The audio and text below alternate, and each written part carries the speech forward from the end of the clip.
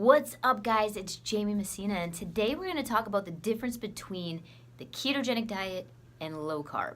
I always have people asking me, what should they be doing? Is low carb the same thing as keto? What is this keto diet thing? What the heck is a macro? Is that even English? Really though, ketosis, low carb, keto, macro, what the heck do I do here? Alright, so first let's explain what the ketogenic diet actually is. The ketogenic diet is when you start balancing your macros, aka macronutrients. What the heck is a macro? Macros are your fats, proteins, and carbs. In the keto diet, you're going to be eating mostly fat, moderate protein, and low carb. That's about 70 to 80% fat, 15 to 20% protein, and 5 to 10% carbs. I know you're thinking like, what? But there are some apps you can use to track this. I actually use my FitnessPal. I enter my food in and I can see a little diagram that shows me the percentage of my macros. Super helpful when you're trying to keep track and balance everything and keep them within those percentages. I find that the app was really helpful, especially in the beginning.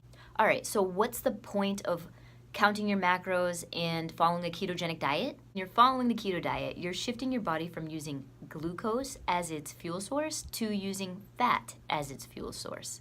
That's called ketosis. And when you're in ketosis, your body is like a fine-tuned machine. It's running more efficiently, you'll have increased energy, mental clarity, that's one of my favorites, better sleep, better mood, and a bunch of other stuff too. Basically, you're gonna feel like a freaking superhero.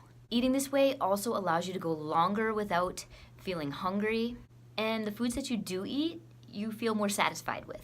Now, like I said, there are a ton of benefits from following the ketogenic diet, and only one of them is weight loss. But that's the most well-known.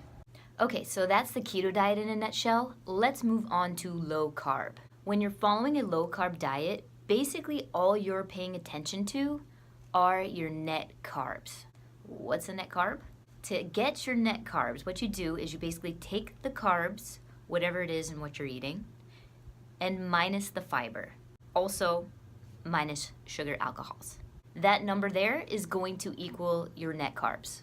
If you're following a low carb diet, you should be keeping your net carbs between 20 and 50 a day. And that's really all you have to focus on if you're eating a low carb diet.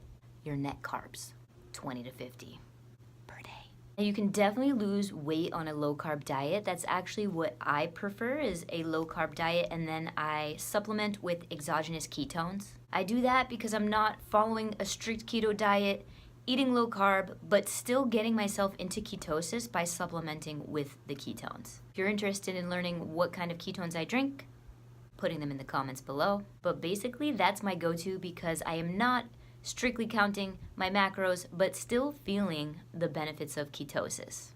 That's what's up. When working with my challengers, I really always suggest, unless there's some extreme case, that people really start with the low carb diet, and then if they wanted to transition into the ketogenic diet, they can do that. And that's because I find that it's easier to make that transition when you start with low carb and then move on to the macros. Here's the deal though, if you're following low carb and you're starting to just feel not well, moody, tired, a pain in the ass, you might want to consider supplementing with exogenous ketones. Reason being, you're not quite in ketosis, but you're close. So you're kind of going back and forth on that fine line of not ketosis, ketosis. So you're eating too many carbs to start burning fat for fuel, but low enough carbs to where you're kind of gonna be low energy. The reason the ketogenic diet works so well for people is because once they make that switch into burning fat for fuel, that's when all their energy comes, their mental clarity, and focus, and all those other things. So if you're eating low carb and you're kind of just teetering on that line, you might be feeling kind of tired, low energy, and one way to work through that is by supplementing with exogenous ketones. But there you have it, guys. That's the difference between low carb and the ketogenic diet. Basically, it's keto is counting your macros. You're gonna be eating high fat, moderate protein, low carb, and you're gonna have that in that certain percentage. And if you're eating a low carb diet, you're just paying attention to your net carbs and keeping them between 20 and 50 grams per day. Depending on what your lifestyle is and what works for you, that's up to you and your choice. But if you have any questions, post them below and I'll get back to you. If you liked this video, found it helpful, give me some thumbs up. Write a nice comment below. You can share it with your friends. I'd appreciate that. Also, leave a comment below on something that you'd want to see me talk about in the future. All right, guys, that's it for today. I'll be back soon. Bye.